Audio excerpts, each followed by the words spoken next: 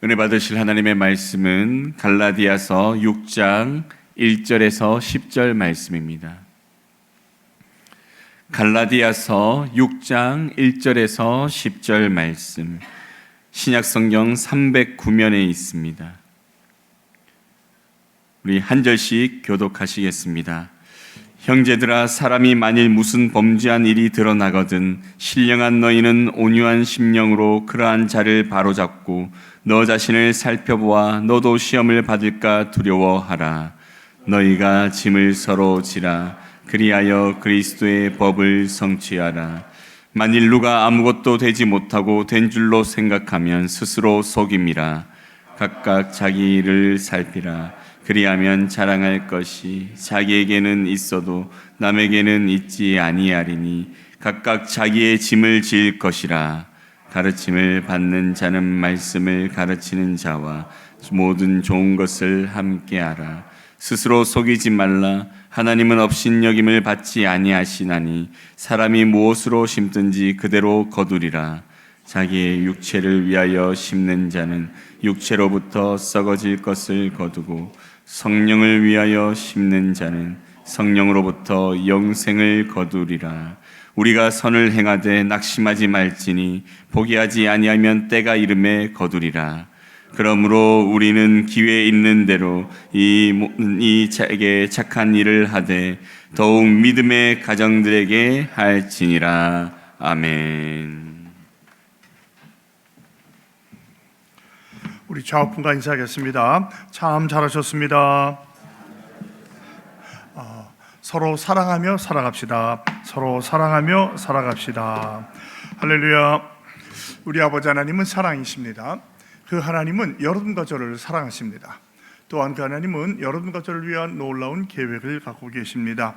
10월 30일 수요일 새벽 기도를 통해서 다시 한번 저와 여러분이 우리 주님의 풍성한 사랑을 체험하시고 또 우리를 향한 놀라운 계획을 발견하게 되시기를 주 예수 그리스도의 이름으로 축복합니다.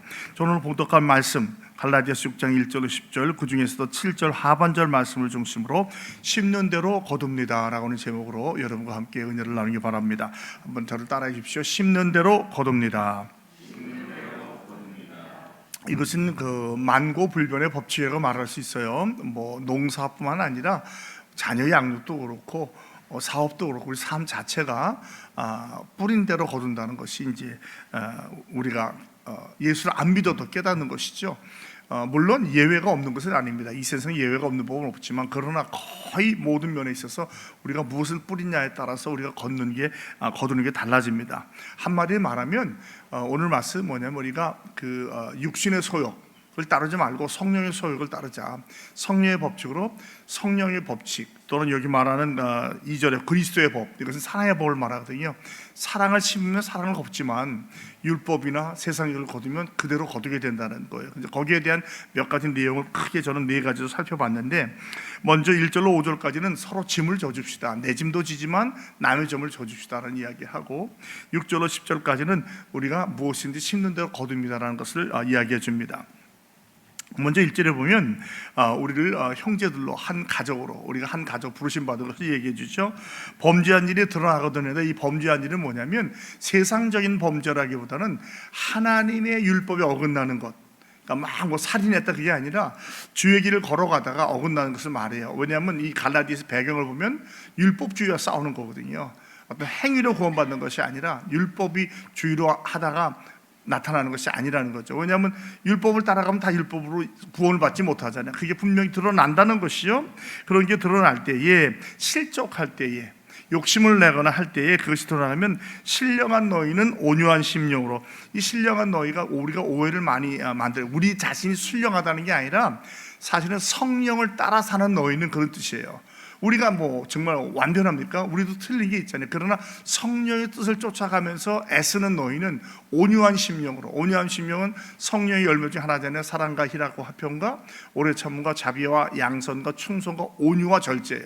그러니까 어떻게 보면 성령의 열매를 맺는 너희는, 성령을 따라가는 너희는 그러한 자를 바로 잡아라. 그리고 바로 잡는다는 것은 원어 의미가 접골에서 탈골된 뼈를 맞추는 거예요. 요즘에는 많이 접거름이 없어졌지만 저 어렸을 때는 접거름이 굉장히 많았습니다. 그래서 이제 저도 그 어깨가 뭐 탈골된다든지 뼈가 어긋나면 가서 접골도 받기도 하고 하는데 굉장히 아파요. 근데 접골은 쉽게 막 하는 게 아니에요. 굉장히 조심스럽습니다. 그래서 상당히 조심스럽게 바로 잡는 거예요. 또 한 가지 의미는 뭐냐면 찢어진 천 같은 것을 짝입기 하는 걸 말해요. 짝입기 하는 거 요즘에는 짝입기 없죠. 요즘도 짝이 있나요? 그 짝입기를 많이 했어요 옛날에는. 그래서 그걸 거의 흔적이 남지 않도록 그분이 노력을 합니다. 실력에 따라서 흔적이 없이 보이기도 하지만 흔적이 보이기도 해요. 제가 했던 게는 동네에서는 거의 흔적이 보이더라고요. 그러나 상처와 흉터가 있더라도 거의 완벽하게 붙인다는 걸 말해요. 그러니까 이 바로잡는다는 의미는 막 정죄하고 욕하고 공동체 자른다는 의미가 아니라 회복시킨다는 의미가 있어요. 우리 교회에서도 권징이라는 말이 있잖아요. 권징의 의미는 그 사람을 잘라내려는 게 아니에요. 어떻게든 회복시키려는 거예요. 어떤 과정을 통해서 다시 공동체로 들어오게 하려는 것이거든요. 그렇게 하라는 거죠. 온유한 마음으로, 성령으로. 그리고 너 자신을 살펴보아라. 그리고 시험에 받을까 두려워하라. 나도 유혹에 빠질 수 있다는 거죠. 여러분, 우리가 어떤 공동체 안에서 성도의 잘못을 보면 아유 어떻게 저래 사람이, 난 저렇지 않아라고 안 된다는 거죠. 나도 언제든지 거기에 빠질 수 있다는 거예요. 그래서 조심하라는 거예요. 함부로 정죄하거나 판단하지 말라는 것이죠. 그러면서 자신을 살펴보라는 말이, 이 살핀다는 말이 4절에도 각각 자기를 살피라 그랬어요. 이 살핀다는 말을 원어적으로 보면 금을 재련할 때 그 불순물을 다 없애는 그런 모습이에요. 그러니까 굉장히 어렵죠. 나 자신을 살핀다는 게. 그리고 매의 눈으로 날카롭게 나를 하는 거예요. 이웃에게는 부드럽지만 나 자신에는 냉철하게 나 자신을 돌아보아서 바로 서게 하는 거죠. 성경은 말하잖아요. 죄 없는 자가 먼저 돌로 치라고 하는데 과연 우리가 죄 없는 사람이 어디 있겠어요? 우리도 마찬가지죠. 그러므로 함부로 판단하거나 정죄하지 말고 정말 공동체가 볼 때 그런 것이 우리가 발견된다고 한다면 온유한 심령으로 그 사람을 세우려고 회복하는 마음으로 해야지, 너는 안 돼, 너는 끝이야, 자르려는 마음으로 하지 말라는 거예요. 그래서 이제 중요한 게 여기서 깨닫는 것은 첫 번째로 우리 자신을 잘 살펴봐야 된다는 거죠. 여러분, 내가 나를 살펴보지 않으면 내 죄를 깨닫지 못합니다. 그리고 살펴야 보완이 되는 거예요. 조금 이따 말하면 나는 선지로 생각하면 고칠 게 없죠. 그러나 내가 나를 돌아볼 때 나의 부족함을 깨닫게 되는 걸 보완하기 위해서 애쓰는 거거든요. 이 두 가지가 같이 가는 거예요. 살펴보아서 두려워하라, 보완하라는 뜻이죠. 그리고 심을 서로 진다. 서로 진다는 말은 나누어진다라는 의미도 있어요. 그리하여 그리스도의 법을 성취합니다. 그리스도의 법이 무엇입니까? 간단히 말하면 사랑의 성령의 법이에요. 성령께서 인도하신 대로. 그러니까 네 이웃을, 어제 봤지만 이웃을 사랑하는 것은 율법의 완성이 있잖아요. 그러니까 결국 그리스도의 법은 사랑의 법이에요. 우리 주님께서 이 땅에 오셔서 사랑하고 용서하고 그 당시에 뜻을 이루셨잖아요. 그러니까 우리도 주님을 따라가면서 이러한 모습으로 살아가는 것이죠. 네 이웃 사랑하기를 내 자신과 같이 하라는 주님의 말씀을 기억하면서 어찌하든지 사랑의 법, 성령의 법, 성령의 열매가 다 같은 의미예요. 성령의 열매를 맺는 방향으로 나아가라는 것이죠. 만일 누가 아무것도 되지 못하고 된 줄로 생각하면 속이는 거예요. 이건 이제 자기 기만이에요. 나는 나 정도면 돼, 나 이 정도면 됐어라고 하는 것은 굉장히 위험한 생각이에요. 나 자신을 바로 살펴보는 게 아니죠. 종종 보다 보면 우리 세상에서 공주병, 왕자병 빠졌다고 그러잖아요. 신앙에도 그런 분이 있어요. 신앙에도 내 정도 신앙이면 나 정도는 돼야지라고 하면서 남을 판단하거나 정죄하거나 남을 비리로 생각하는 거, 이거 아니라는 거예요. 그렇게 생각하는 사람, 착각하는 사람은 스스로 속이는 거예요. 영적인 교만을 말하는 거죠. 나 정도만 돼봐, 이렇게 돼. 이거 절대로 신앙은 할 수 없는 말이에요. 목사든 장로건 권사건 신앙을 아무리 오래 했던, 건금을 아니 오래 했던, 봉사를 아무리 얘기했던 다 부족하고 연약합니다. 다 달라요. 우리가 문제가 종류가 다르고 정도가 다른 것처럼 우리의 연약함도 종류가 다르고 정도가 다른 거예요. 어떤 사람은 참 인내심이 있는가 하면 어떤 사람은 참 못 참아요. 어떤 사람은 사랑이 많은가 하면 쉽게 분을 내요. 골고루 다 있는 거예요. 그러니까 뭐 이게 좀 더 낫고 이게 더 못난 게 아니라 다 똑같다는 거. 예를 들면 성령의 열매가 있죠. 여기에 반대되는 게 있잖아요. 충성에는 불충성이 있고 사랑에는 미움이 있잖아요. 다 우리에게 그런 것이 어디인가 있다는 것이죠. 그러므로 서로 상호 보완해 주는 것이지 판단하고 정죄해서 잘하는 것이 아니라는 거죠. 만약에 우리가 이렇게 율법을 따라 산다면 교회 안에 누가 남겠어요? 남을 쓴 사람이 누가 있겠습니까?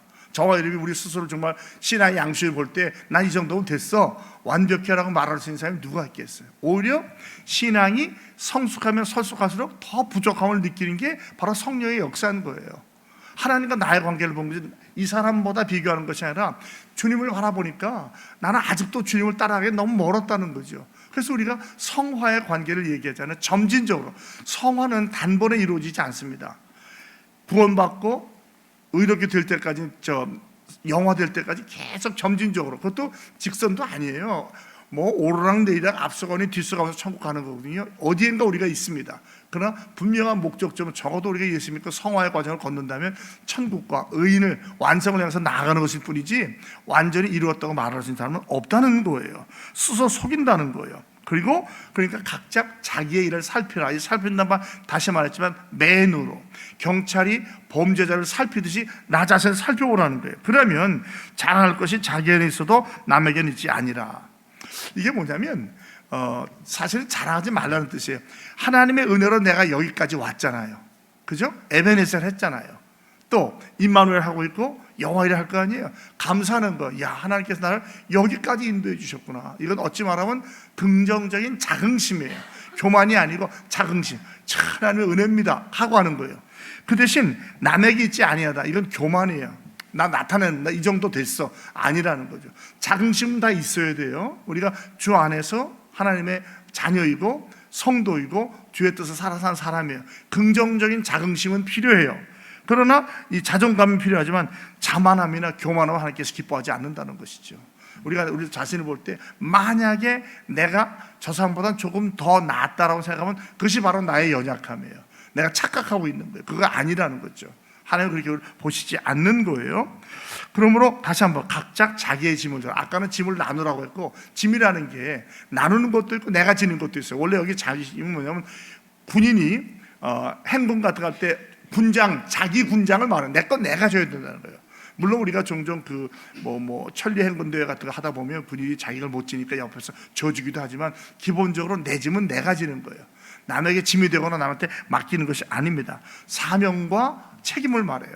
우리에게는 각자의 소명과 사명과 책임이 있어요. 다 달라요. 비슷하기도 하지만 어떤 사람은 또 앞에 나서서 일하는 사람도 있고 무대 뒤에서 일하는 사람도 있고 뭐 말로 하는 사람, 뭐 행동을 하는 다 있잖아요. 각자에게 있는 은사도 있고 그 사명도 있는 거예요. 그걸 잘 감당하라는 거예요. 자기의 짐을 지라는 것이죠. 이것이 이제 우리가 주의 뜻 가운데 살아가는 방법이에요. 그래서 우리는 나 자신을 살펴야 되고 그 다음에 상대방을, 내 짐을 진 것과 함께 상대방의 짐을 져주는 거예요. 지금 오늘 바울이 이제 1장에서는 복음을 변호하고 3장 4장은 복음을 설명하고 5장 6장에서 내일까지 마지막에는 이제 복음을 어떻게 적용할 거냐, 복음을 적용하는 방법이 뭐냐면 판단 정죄하지 말고 나를 먼저 살펴보고 그 다음에 서로 섬겨주는 거예요.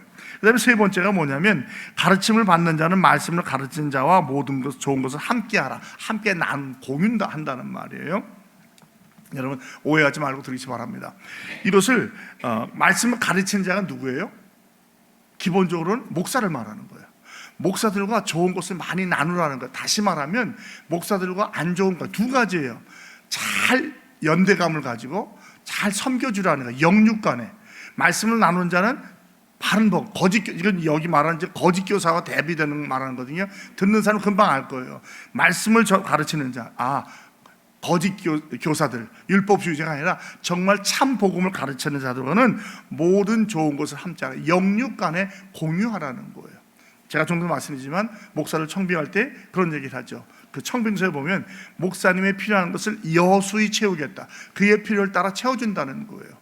그게 되지 않으면 목사가 자꾸 다른 생각을 하게 되는 거죠. 어떻게 살까? 두 번째 잡을 잡아야 돼. 이런 걸 하는 거예요. 혹시 김봉수 목사 위임식 가봐서 알겠죠? 위임식 할 때 그 얘기하죠. 쫙 읽으면서 교인들한테 물어볼 때 목사님의 모든 필요를 여수히 필요한 대로 채워주겠습니까? 네 하고 소용을 하는 거예요. 그러니까 이것은 굉장히 중요한 겁니다. 돈이 넘치게 막 그냥 정말 분에 넘치게 살게 하는 것이 아니라 적어도 재정만큼은 걱정 안 하고, 왜? 그래야 말씀과 기도와 이런 데 전념할 수 있잖아요. 이런 걸 채워주라는 거예요. 이걸 다시 말하면 관계와 또 필요를 채워주는 건데요. 저는 관계가 더 중요하다고 생각을 해요. 말씀을 제대로 가르치는 목자라고 한다면 목자하고 관계가 나빠서 잘 되는 사람은 저는 본 적이 없어요. 이 목자가 죄를 짓는다는데 정말 눈에 띄게 현저한 죄, 이단에 빠진다면 그건 용서하면 안 돼요. 7기에 빠진다, 이단에 빠진다, 교를 잘못 이끈다, 그거는 피 흘리기까지 싸워야 돼요. 그러나 그게 아니고 내 스타일하고 좀 달라, 이분은 좀 나는 기도를 강조하는데 말씀을 강조해, 뭐 이런 정도 있잖아요. 그걸 가지고 함부로 판단하고 정죄했다면 여러분이 올바른 신앙생활을 하기가 어렵습니다. 목사만 여러 명 되면 목사도 마찬가지예요. 생각해 보세요. 목사가 교회를 이끌어가는데 반대하고 미워하는 사람들이 많아. 뒤에서 막 궁시렁궁시렁한데 그런 목회가 제대로 되겠어요? 목사님의 마음을 힘들게 하지 말라는 거예요. 죄가 아니라면, 다른 게 아니라고 한다면. 그런데 많은 교회 문제가 뭡니까? 죄 때문에 갈라지는 거 아니에요, 여러분?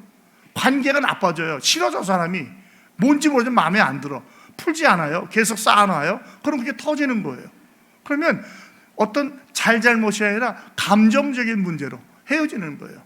물질로 못 채워서 헤어지는 경우는 사실은 많지 않더라고요. 부족하면 목사들한테 부족한 대로 사는 거예요. 그거는 내놓고 하면 그건 이제 문제가 되는 거죠. 그러나 그게 아니고 감정적인 문제에 얽히게 되면은 싫은 거예요. 이건 정말 힘든 겁니다. 제가 항상 이야기를 하지만, 그래서 제가 말씀드리기가 좋은 관계를 맺어야 돼요. 여러분만 그래야 되는 것도 저도 마찬가지예요. 이건 피차 마차예요. 누구 하나만 잘하는 게 아닙니다. 이게 안 될 때 교회가 부흥이 안 돼요. 이렇게 걸려지면 이건 영적인 분위기로 나타나거든요. 누군가 딱 교회 들어오면 금방 느끼게, 아, 이 교회가 부흥하는 교회다, 서로 사랑하는 교회다, 잘 되는 교회다, 아니라는 것을 알 수 있다는 것이죠. 서로 노력해야 돼요. 서로 영육 간에 나누는, 영육 간에 좋은 걸 나누는 거예요. 우리 옛날에 신앙 선배들은 뭐 얘기하자면 많잖아. 잘못하면 제가 뭐 여러분한테 나한테 이렇게 해주세요 하는 것 같아서 말을 못 하겠는데, 옛날에 뭐든지 오면 항상 목사님 갖다 드리잖아요. 뭐 천열배 갖다 드리고 이게 뭡니까? 좋은 관계를 맺는 거예요. 아부하는 게 아니거든요. 그런 마음에 사실 감동이 있어야 돼요. 그리고 그런 것은 사실은 배워야 돼요. 부모님 때부터 다음 때까지 배우면서 해야 되는 건데, 그게 요즘 많이 바뀐 것 같아요. 세상이 점점 세대가 바뀌다 보니까. 그런데 중요한 것은 적어도 함부로 판단하거나 정죄하거나 미워해서는 안 돼요. 주의 종들은 하나님이 다스립니다. 여러분이 정말 주의 종이 마음에 안 들 때 하는 방법은 기도밖에 없어요. 기도하세요, 하나님께. 기도는 무슨 기도도 다 할 수 있잖아요. 예? 아니야, 바울이 하나님께 기도한 내용 없어요.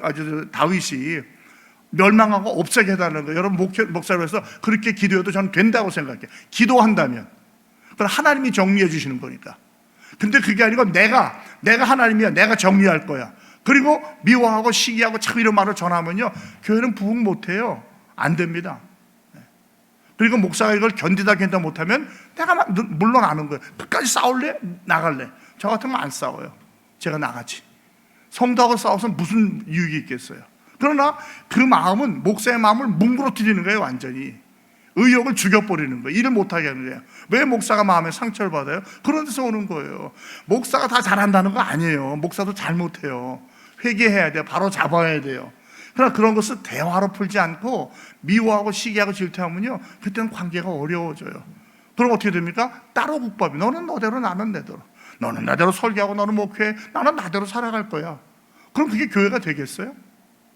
만약에 그것이 당연한 목사 가운데, 중직자 목사 가운데 일어나면 새로운 성도는 우리 교회 안 있습니다. 금방 알거든요. 아, 이거 있을 때가 아니구나. 은혜를 사모하는 사람 그런 교회 안 있어요. 그럼 누가 나오냐? 악만 남아요. 나중에 미워하고 시기하고 질투하는 사람. 교회를 지킨다는 그 말 한마디로 목사가 뭐가 필요 없는 거예요. 목사 쫓아내는 교회가 돼버리는 거예요. 야, 그러면 어떻게 되겠어요? 저는 우리 중앙교회가 그렇게 되지 않길 바랍니다. 이 말씀 준비하면서 제가 정말 기도하면서 말씀드리는 거예요.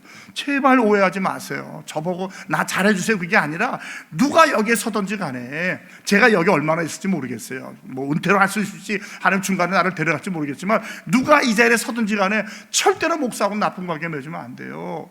이단이나 죄를 지으면 싸워 쫓아내야 돼요. 그러나 그렇지 않다면, 내 선호도에 맞지 않다면 기도하세요. 기도. 그리고 대화를 푸세요. 목사님, 저는 여차저차 합니다. 목사님과 같이 가고 싶습니다. 그러나 이런 면에 있어서는 이렇게 변화됐으면 좋겠습니다. 그거 싫어하면 정말 목사가 문제가 많은 거죠. 그러나 적어도 그런 거는 충분히 주고받을 수 있는 그런 서로 인격적인 신뢰의 관계, 유대 관계, 그리고 서로 공유하는 관계가 되어야 돼요. 그게 되지 않으면 정말 교회는 어렵습니다. 죄송해요. 우리 교회가 다 그렇다고는 솔직히 말 못하겠어요. 솔직히 말 못합니다. 저 거짓말 못하겠어요. 그러나 우리 교회는 비교적 다른 교회에서 훨씬 나은 교회예요. 조금만 더 노력하면, 조금만 더 바치면, 저 좋은 교회가 될 수 있는 교회인데, 무한한 가능성을 갖고 있는 교회인데, 어떤 때는 그런 데서 마음이 답답해요. 이건 아닌데, 이건 아닌데. 목사 길들이는 거 아니에요. 목사 잡는 거 아니에요. 목사는 그런 존재가 아니에요. 여러분, 혹시라도 우리 가운데 없겠죠. 그런 마음이 있다면 그건 정말 위험한 거예요. 하나님은, 우리가 어떻게 하나님을 대신하겠어요? 내가 어떻게 목사를 잡아요? 내가 어떻게 장로를 잡아요? 그거는 있을 수 없는 얘기예요.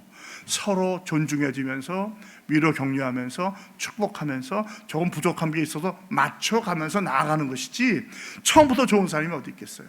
처음부터 좋은 목사가 어디 있고 처음부터 좋은 성도가 어디 있어요? 서로 맞춰 나가는 거예요. 그런 말을 해요. 목사는 태어나는 것이 아니라 만들어진다는 말이 있어요. 여러분이 만들어 가기 나름이에요. 어떻게 그 사람을 사랑하고 존경하고 대하느냐에 따라서 어렸을 때부터 사람이 만들어져 가는 거죠. 그런 분이 어딜 가든지 그런 목회를 하는 거예요. 사랑을 받고 자라는 목사는요, 다릅니다. 근데 여기서 싸움만 하다가 오는 목사는 싸움 따위 돼버려요. 뭐든지 뭘 잡아먹으려고 하나 이렇게 되는 거예요. 저는 그렇지 않다고 생각합니다. 여러분도 그렇다고 생각하지 않는데, 여기까지 가면 사실은 죄송합니다. 더 이상 교회가 아니에요. 이름만 갖고 있죠. 건물 있죠. 프로그램 있어요. 재정 많아요. 그런다고 좋은 교회입니까? 아니에요. 그건 아닙니다. 우리 계속 교회에 대해서 말씀하고 있는데 좀 우리가 심각하게 한번 생각해 보길 바랍니다. 저도 마찬가지고 여러분도 마찬가지고, 만에 하나 우리가 그런 생각이 있었다면 내려놓으셔야 돼요. 그리고 하나님 의지해야 돼요. 하나님께 맡겨야 돼요. 하나님이 책임지는 거예요. 스스로 속이지 말아라. 하나님 업신여김을 받지 않으니 사람이 무엇이든 심는 대로 거두리라. 그렇잖아요. 심는 대로 거두는 거예요. 콩 심는 대로 콩 나가, 팥 심는 대로 팥. 하나님은 업신여김이라는 것은 속지 않는다는 거예요. 근데 여러분, 내가 나도 속여요. 그런 경험 해보셨어요? 내가 나도 속인다니까요. 나 영적으로 생각하고 내가 거룩하다고 생각하고 내가 좋은 일 한다고 생각해요. 그게 마귀가 속인 게 바로 그거예요. 그런 사람은 하나님도 속여요. 나 이 정도면 됐는데 이렇게 얘기하는 거예요. 그거 아니에요. 항상 두렵고 떨리고, 구원은 두렵고 떨림으로 이루어가는 거예요. 항상 긴장을 늦추면 안 돼. 이 정도면 됐다. 이거 굉장히 위험한 겁니다. 육체를 위해서 심는 자는 썩어질 것을, 멸망을 거두고, 성령을 위해서 심는 자는 성령부터 영생을 거둔다고 그랬어요. 이거 뭐 뿌린 대로 거두는 원리와 원칙이죠. 종종 하나님 우리를 연단하십니다. 힘들게도 하고 어렵게도 해요. 사람을 통해 살기도 하고요. 여러분, 상황도 있지만 사람 때문에 어려움을 겪을 수도 있어요. 질병 때문에 그렇고, 관계가 어려울 때도 있고. 그럼 하나님 우리를 연단하고 재련하시는 과정이에요. 정금같이 나오게 해서 하나님께서 역사하시는 거예요. 그렇게 받아들여야 돼요. 저 사람 미워, 왜 저 사람 나한테 저래? 그러면 나도 영적으로 성장할 수 없습니다. 우리가 선을 행하되 낙심하지 말지니 포기하지 않으면 때가 되면 거두리라. 저한테는 이게 생명의 말씀이에요. 이건 선을 행하면서 낙심하면 안 돼요. 낙심할 일이 없으면 이런 게 왜 하겠어요? 있다는 거예요. 절망하고 포기하고 싶고 뒤돌아서고 떠나고 싶은 거예요. 선을 행한다는 것은 우리가 말하는 착한 일이 아니에요. 여기서 선을 행하는 것은 복음을 위해서 하는 걸 말해요. 복음에 씨를 뿌리고 믿음을 하는 거예요. 여기에는 시간도 필요하고 체력도 필요하고 재정도 필요해요. 어떤 때는 열매가 안 거치는 것 같아요. 내가 이렇게 투자했는데 안 오는 것 같아요. 그러나 낙심하지 말라는 거예요. 왜? 하나님께 앞에서 하는 선은 반드시 열매를 거둡니다. 믿습니까? 여러분의 선행이 헛되지 않아요. 예를 들을까요? 주의 종이 잘못됐을 때 끝까지 사랑을 섬기십시오. 여러분 반드시 열매 맺죠. 그 종은 하나님이 처리하실 거예요. 전혀 여러분이 처리하려고 하지 마시라고요. 저도 마찬가지예요. 모든 사회 볼 때 저건 아닌데 제가 막 찾아가서 너 이래저래 하면 안 되는 거예요. 주께 맡기는 거예요. 그러나 주께 맡긴다는 거의 마지막인 거예요. 거의 마지막. 제가 그러죠. 종종 하나님께 제가 드린 마지막 기도, 하나님 선악간에 판단해 주세요. 주님께 밖에 맡기겠습니다. 싸우겠어요. 이 얘기가 안 통하는 분이 있어요. 아무리 얘기를 해도 딱 선 보놓고 겉으로 인사는 다 외워요. 자기 체면이 있으니까. 어떤 사람은 인사도 안 해요. 고개도 안 돌려요. 인사도 그냥 가더라고요. 그거 제가 어떡하겠어요? 두드러 패겠어요? 욕을 하겠어요? 그때는 기도, 주님 선악간에 판단해 주세요. 제가 잘못은 저 깨닫게 해서 회개하게 해주시고, 반대로 성령께서 역사해서 마음 바꿔주세요. 저는 할 수가 없어요. 근데 이게 여러분 좋은 것 같죠? 사실은 정말 마지막 기도인 거예요. 이런 기도는 여러분 주의 종한테 들으면 안 돼요. 여러분이 좋은 관계를 맺어야 돼요. 제가 미국에서 목회할 때 지금 돌아가신 할머니인데 어머니 같은 분이 계셨어요. 그래서 어떤 정책을 할 때 의견이 분분했습니다. 그 할머니가 저를 찾아왔어요. 얘기하기를, 목사님 여기에 대해서만큼은 나는 목사님과 동의하지 않습니다. 그렇게 생각하지 않습니다. 그러나 저는 목사님 편입니다. 목사님 대적하고 그러지 않겠습니다. 너무너무 고맙더라고. 좀 지금도 어머니같이 그리워요. 그분이 교회 안에서 정말 인정받고 사랑받아 천국 가셨어요. 나는 그게 올바른 성도의 태도라고 생각을 해요. 죄가 아닌 한, 죄의 문제는 아니거든요. 근데 의견은 달라요. 저한테 분명히 의견의 차이 표현했어요. 절대로 불경한 마음이나 욕하는 마음이나, 저보다 나이가 저희 어머니보다 지금 살아계시는 100몇 살가 될 뿐이니까. 그런데 그 말이 정말 감동이 되더라고요. 그리고 더 존경하게 되더라고요. 내가 더 조심하게 돼. 혹시라도 내가 그런 거 아닌가. 여러분, 그게 옳은 바른 태도 아니겠어요? 저도 마찬가지죠. 넌 함부로 목사 되니까 틀렸어, 이게 아니라 충분히 존중하면서, 차이는 있어요. 다 맞을 수는 없겠죠. 그러나 이 지도자는 항상 외롭습니다. 고독합니다. 결정을 내려야 돼요. 어느 때 결정이 모든 사람에게 다 유익이 되면 얼마나 좋겠어요. 그러나 어떤 때는 어떤 희생을 치르고도 결정을 내려야 될 때가 있어요. 그때 정말 외롭습니다. 분명히 이렇게 했다가는 어느 쪽에서 반대하고, 알아요. 알지만 전체의 유익을 통해서는 교회에서는 그렇게 할 수밖에 없는 거예요. 그럴 때 그걸 어떻게 다 설명을 하고 이렇다고 얘기를 하겠어요. 하나님께 맡기는 거죠. 하나님, 주께서 성령으로 감동하셔서 서로 깨닫고 이해하게 도와주세요. 다시 말씀드립니다. 이건 피차마차한 거예요. 여러분도 마찬가지일 거예요. 이거 목사님 정말 잘못되는 것 같은데, 그러면 기도하시고 성령이 감동하시면 목사를 찾아가서 말씀하셔요. 저는 정말 이렇게 느끼는데, 왜냐하면 나도 이 사각지대가 있어요. 블라인드. 나를 살펴보는 거예요. 혹시 내가 잘못 생각하고 있는가. 그리고 바로 잡는 거예요. 그건 누구에게나 필요한 겁니다. 그러므로 우리는 기회 있는 대로 모든 이에게 착한 일을 하되 더욱 믿음의 가정에 갈지니라. 이 착한 일은 믿는 가정과 믿지 않는 가정에 분별이 없어요. 다시 말씀드리면 착한 일은 좋은 일, 그게 아니라 핵심은 믿음의 삶, 복음을 전하는 삶이에요. 복음 전하는 삶인 거예요. 이거는 믿거나 안 믿거나 다 하는 거예요. 믿음의 가정은 먼저 함께 공동체니까 당연히 그렇게 해야 되겠죠. 그리고 믿지 않는 자에까지 이 역사가 일어나야 돼요. 어떤 때는 사실은 그렇지 못한 분도 있더라고요. 밖에는 잘해. 근데 집에 들어오면 너무너무 다른 사람이 있어요. 그건 바보예요, 바보. 가까운 사람과 가까운 게 더 중요한 거예요. 밖에 나가 체면 차리고 다 소용없어. 주님 중심을 보는데 그걸 그 사람 보고 잘했다고 하겠어. 그게 아닌 거예요. 제일 좋은 건 안과 밖이 같은 거죠. 선한 일을 많이 하십시오. 믿음의 행위, 복음을 전하는 행위, 구제의 행위, 전도 행위를 많이 하십시오. 이게 우리가 해야 될 일입니다. 말씀 맺겠습니다. 시간이 지났는데, 여기서 말하는 복음의 실천하는 방법, 먼저 남을 보지 말고 나 자신을 살피는 거예요. 너 이래가 아니라 나부터. 반면 교사, 만약 그걸 볼 때 혹시 나에게는 그런 것이 없는가 살펴보는 거예요. 그 다음에 두 번째는 뭡니까? 그리고 짐을 서로 져주는 거예요. 연약한 지체라고 함부로 판단하는 것이 아니라 어찌 살리는 것. 교회에서 7일을 해도 번지를 해도 살리는 것이 잡으려고 하는 게 아니에요. 그 목표를 이루면 안 돼요. 그 다음에는 나누는 거예요. 나누는 것 다 있겠지만 특별히 주의 종들하고 서로 잘 나누는 거예요. 물질만 생각하면 안 돼요. 이거는 생각도 마찬가지입니다. 관계도 마찬가지예요. 서로 공유하면서 함께 한 배를 탔다고 하는 공동체를 이루어가는 거예요. 그 다음에 네 번째는 선을 많이 행하라는 거예요. 좋은 일을. 복음의 역사, 믿음의 역사, 성령의 역사를 많이 실천하십시오. 그럼 반드시 때가 되면 열매를 거둡니다. 누가 우리한테 뭐라고 해서 절대로 악을 악으로 갚지 마시고 악조차도 선으로 갚으십시오. 그럼 하나님께서 당신의 때에 반드시 은혜의 복으로 갚아주실 줄로 믿습니다. 오늘 하루도 선한 씨를 많이 뿌리시는, 그래서 좋은 열매를 많이 맺으시는 우리 모두가 다 되기를 주 예수 그리스도의 이름으로 축복합니다. 아버지 하나님, 우리가 복음에 대해서 듣기도 하고 또 설명도 들었습니다. 그러나 복음을 실천하는 것이 결코 쉽지 않다는 것을 다시 한번 깨닫게 됩니다. 하나님, 참 부족한 정의를 힘들고 어려운 말을 나눴는데 성도의 마음에 상처가 없게 도와주시옵시고, 개인적인 감정이나 욕심으로 하던 것이 아니라 성경이 우리에게 진정으로 하는 말이 무엇인지를 나눈다고 나눴습니다. 이것이 이들에게 유익이 되게 하시고 저한테도 정말 깨달음이 되게 하셔서 정말 좋은 관계를 맺게 하시고, 좋게 좋은 게 좋은 것이 아니라 복음 안에서 정말 말씀을 따라가면서 서로 위로하며 격려하고 축복하게 하시고, 그리하여 우리의 영혼이 잘된 것 같이 범사가 잘되고 강건한 삶이 되게 하여 주시옵소서. 주 예수 그리스도의 이름으로 감사하며 간절히 축복하며 기도합니다. 아멘.